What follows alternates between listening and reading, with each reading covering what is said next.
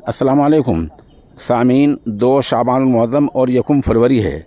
ख़बर का उन्वान है अमेरिका में आज फिर जहाज़ क्रैश हो गया है। कुछ घरों पर गिरा है, उनमें घरों में आग लगी है। जानी नुकसान कितना हुआ है अभी तक इसकी इत्तला नहीं मिली है। ख़बर तफसील सुनिए। अमेरिका के फिलाडेल्फिया में रूज़वेल्ट मॉल के पास प्लेन क्रैश हो गया। जो हवाई जहाज़ क्रैश हुआ है वह लियरजेट 55 एयरक्राफ्ट था।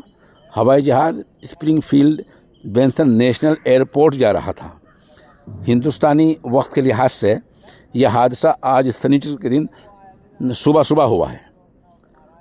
रिपोर्ट के मुताबिक हवाई जहाज़ के क्रैश होने के बाद मलबा गिरने से कुछ घरों और कई कारों में आग लग गई है। फ़्लाइट तफसीलात से पता चलता है कि प्लेन ने मकामी वक्त के लिहाज से शाम 6 बजे यानी वहाँ के लिहाज से शाम 6 बजे उड़ान भरी थी और वह उड़ान भरने के कुछ ही सेकंड बाद राडार से गायब हो गया था।